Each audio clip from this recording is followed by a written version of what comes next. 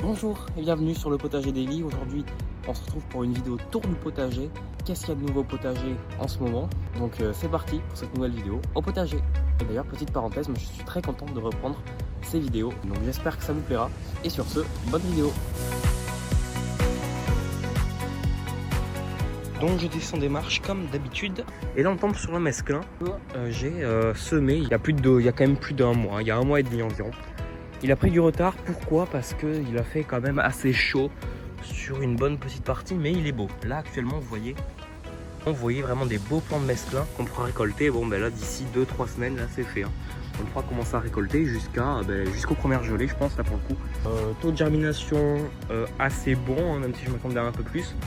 Les graines ont dans l'ensemble bien germé. Ensuite après le mesclin qui est là, nous avons les fraises juste là-bas. Les fraises que j'entretiens plus du tout parce que ça poussera plus. Ça ne poussera plus les fraises. Ensuite là, il n'y a rien. Là, c'est principalement une zone qui n'est pas exploitée à part le mesclin là-bas. Mais ici, là quand même, c'est une zone que je suis en train de vouloir nettoyer pour tout simplement mettre un paillage pour l'année prochaine. Là, je mettrai des tomates l'année prochaine. Des tomates cerises, des tomates classiques, on verra. En tout cas, plein de pieds de tomates sur cette longueur. Deuxième zone, on commence par les haricots que j'ai semés il y a un mois et demi. Donc ils ont bien grandi, à part que voilà, des feuilles qui se sont fait bouffer par les escargots. Bon, ça c'est un peu normal, mais vous vous rappelez, j'avais semé des haricots sous la serre, sous la mini-serre. Ça a plutôt bien marché. Vous voyez que là j'ai encore des haricots au mois d'octobre, fin octobre presque quoi. Et on peut voir que les fleurs, ça y est, il y a des fleurs.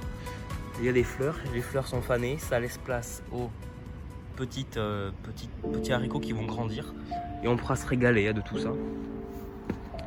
Voilà, vous voyez les magnifiques fleurs de haricots comme cet été. Voilà, comme cet été, vous vous rappelez, quand j'avais fait la magnifique salade de haricots. Ensuite, juste ici, j'ai mis des cailleux d'ail. Ce sera d'ailleurs le thème de la prochaine vidéo.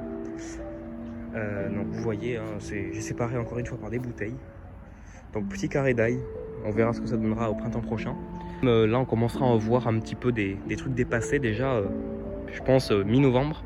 Ensuite là, zone pas entretenue, et au milieu de cette zone pas entretenue, on a des plants de betteraves qu'on verra si je peux récolter, je sais pas encore, on verra. En tout cas il y a des plants de betteraves, ils sont là, on verra si c'est récoltable ou pas. Ensuite ici, zone pas du tout entretenue comme on peut le voir, mais ça c'est normal.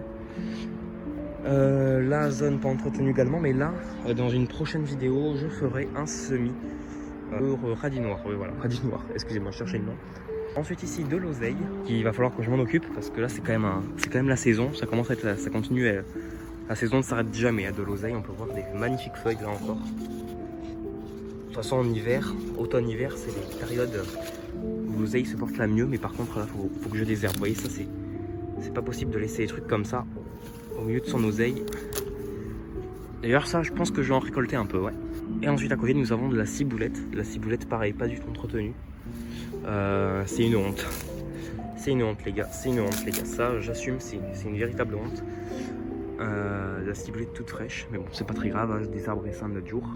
Donc voilà, oseille je vais récolter. Et puis donc vous aurez remarqué de toute façon dans la prochaine vidéo là que j'ai de toute façon enlevé les 2 plants de courgettes.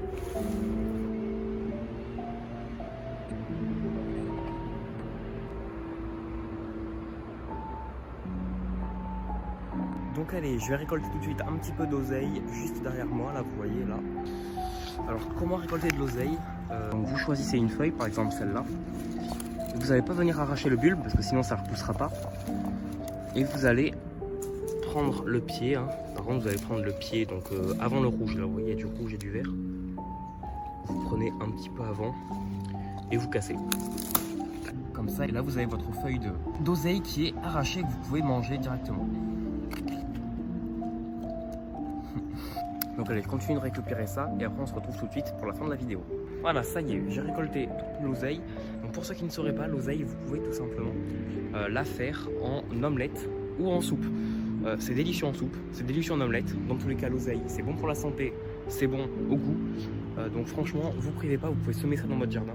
C'est un goût juste fou. Enfin en tout cas personnellement, moi j'aime bien le goût. Après, chacun ses goûts, comment dire. Mais en tout cas, vous voyez la quantité que j'ai récupérée là encore une fois sur un petit carré. Et encore c'est pas fini.